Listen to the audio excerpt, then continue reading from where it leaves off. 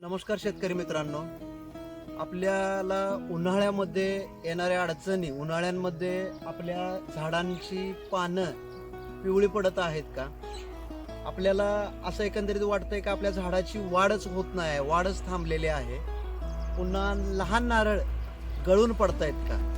तर आजच्या व्हिडिओमध्ये आपण ह्या सगळ्या गोष्टींची माहिती घेणार आहोत, जेणेकरून झाडांमधला ताणतणाव कमी होऊन त्यांचं आयुष्यमान दीर्घकाळ कसं वाढवता येईल, तसेच ह्यामुळं आपल्याला भरघोस उत्पन्न यामधून कसं मिळवता येईल, ह्या सगळ्या गोष्टींची माहिती आपण ह्या व्हिडिओद्वारे जाणून घेणार आहोत.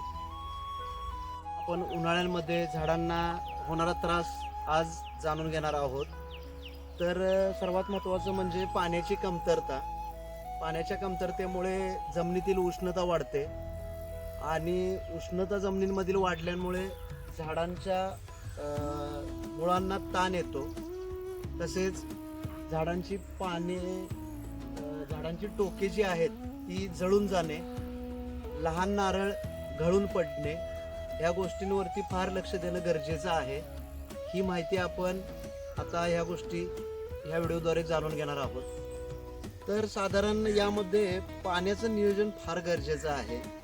आपली जर मोठी झाडं असतील तर मोठ्या झाडांकरिता दर 7 ते 10 दिवसांनी आपल्याला 200 ते 250 लिटर पाणी झाडांना गरजेचं आहे. तसेच जर आपण पाण्याचं नियोजन ठिबकद्वारे केलं असेल तर 40 ते 50 लिटर पाणी पुरेसं झालं.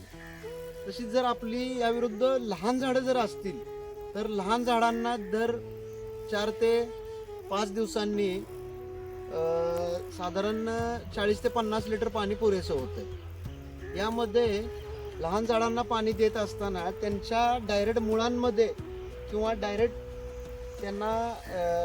पाणी देऊ नये.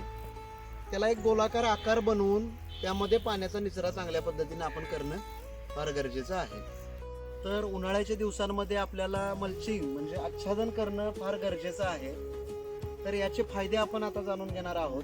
ते असे की पाणी, झाडाच्या सभोवताली पाणी दीर्घकाळ टिकण्यास मदत होते.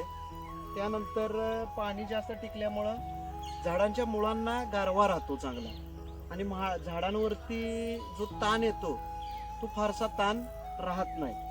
तर हे आपण कशा पद्धतीने करू शकतो, तर यामध्ये झाडांची वाळलेली पानं असोत, परत भाताचा काड असो, ऊसाची पाचट असो किंवा इतर झाडांचा पालापाचोळा आपण आच्छादनासाठी घेऊन याचा एक व्यास जो आहे तो 3 ते 4 फुटाचा असणं गरजेचं आहे आणि आच्छादनाची जाडी ही साधारण 10 ते 15 फूट असणं फार गरजेचं आहे. तर उन्हाळ्यांमध्ये आपल्याला जड खतांची लागवड टाळायला पाहिजे. त्याच्याऐवजी आपण शेणखत, कंपोस्ट खत एक 10 ते 15 किलो, परत निमखली साधारण 1 किलो, तसेच सूक्ष्म अन्नद्रव्याची फवारणी करायला हवी. ती फवारणी अशा पद्धतीनं करू शकतो.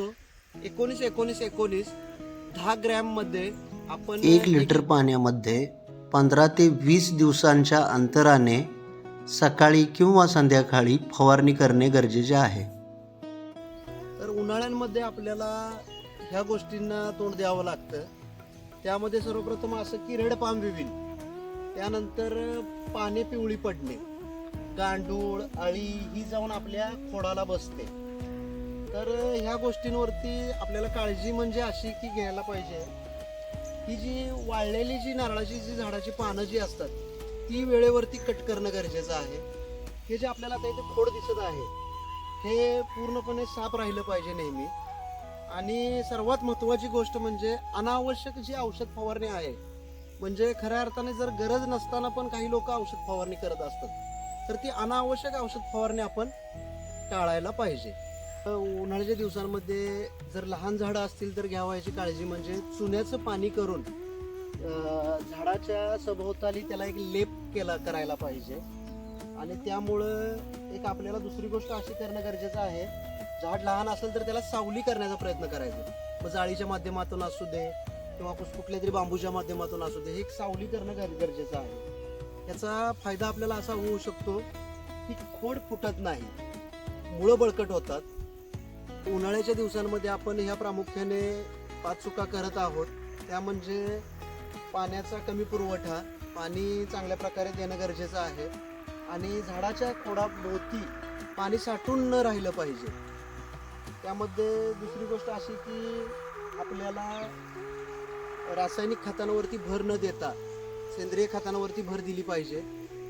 त्यानंतर आपलं रोगांच्याकडे साधारण दुर्लक्ष होत असतंय आणि मल्चिंग म्हणजे आच्छादन आपण करत नाही, आच्छादन टाळतो.